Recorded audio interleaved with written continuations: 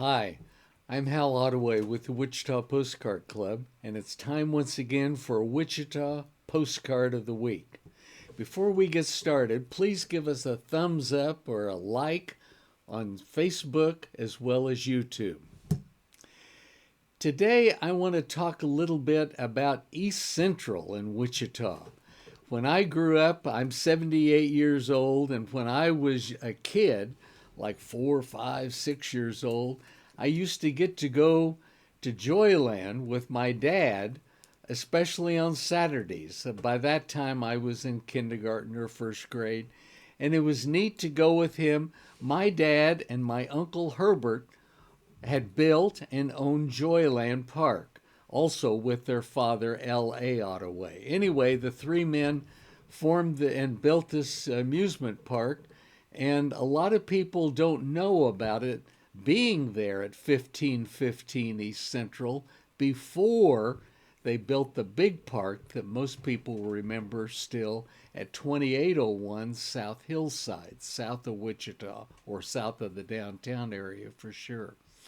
In any case, I was going to Joyland at 1515 East Central and, being exposed and being a little kid and looking around, seeing other buildings, other businesses there in the neighborhood. It was neat. And I can remember going to town to get a part or something and jumping in the pickup truck with whoever was driving. Might have been my dad, might have been a workman there, another family member, cousin, and so forth. But it was always fun. There was always lots to do and to see and to be a part of and just to listen and observe. But going to town from Joyland, then you would go west toward town, and Joyland was on the south side of the street. Let me get kind of pinpoint it a little bit for you, between New York Street and Mathewson Street, and on the south side. And I said Mathewson, and that goes back to when this whole area was called Mathewson's Pasture. And if you go back and look at the old newspapers, you're going to see that Mathewson's Pasture is where the circuses were set up. And they would get off downtown at the railroad.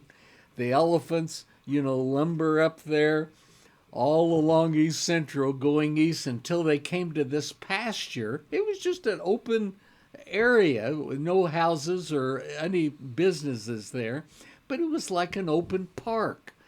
And you'll see this reference in books and a few photographs, but mostly it just seems to be in the things that you read about Mathewson Pasture. Anyway, but going west toward town from the old Joyland location, which, by the way, is today where you can sell your blood.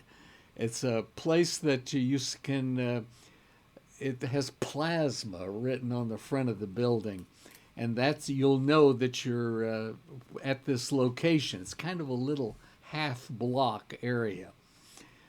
Let me return to my story. If you walk or you drive west toward town, on the south side of the street, just up 3 blocks, was this postcard that I want to show you today. And this is Jackson's Farm Equipment, an international harvester where they sold tractors, refrigerators, machines, lawn equipment, and that sort of thing. They were at 1201 East Central. And just to help you pinpoint that, they were on the southeast corner of Ohio and East Central. Just to the west is today where the Pella Door and Window Company is. You'll see their big yellow sign. But today, this International Harvester building, you can see it. It's still there. They've obviously put up brand new signage, and it's called bikersedge.net. They're the Triumph motorcycle dealers, and they sell four-wheelers and all sorts of fun, sporty things are for sale there. Still has the nice big window in front so you can see, what they have on the sales floor. But that just kind of gives you an idea of the area. And I love to always mention if you go on toward town, another couple of blocks, you'll come to Washington Street. Then in the next block is this tall building it's about 3 stories tall, maybe 4, but it's on the south side of the street, and it's the Bond Bakery, Bond, Bond Bread. And why you realize you're in this area at the time was that it had the most fabulous smell of baked bread, and when the wind was just right, that good smell would filter on down the street to Joyland, and I can remember smelling it there, as well as if the wind was just blowing up from the south or the north, then you would smell it as you drove by. Across the street was Stephen's Dairy Food, a great big dairy that's still there by a different name. And it was just a neat area of town, lots of businesses, and that's where Joyland had their first Joyland Park in that same general area. Well, I hope you've enjoyed seeing this postcard. This is what we call a linen finish. And linen is obviously a textile or a cloth.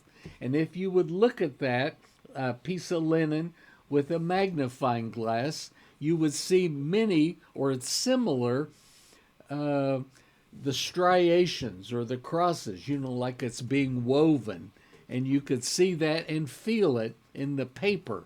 In other words, it's not a chrome finish like many of the modern cards are today, where they're slick or they're smooth.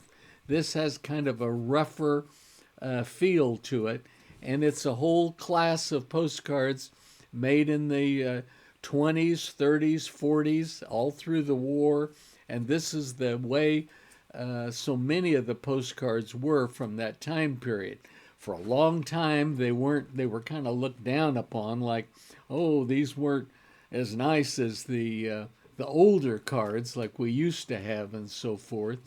But they have gained a place of their own for their wonderful coloring and distinctive look. And so there are people that just collect linen postcards. And this is one of the good ones, one of the interesting ones from Wichita, Kansas.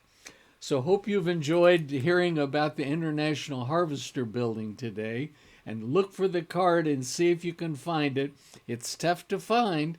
I see that I paid $3.50 for mine a number of years ago.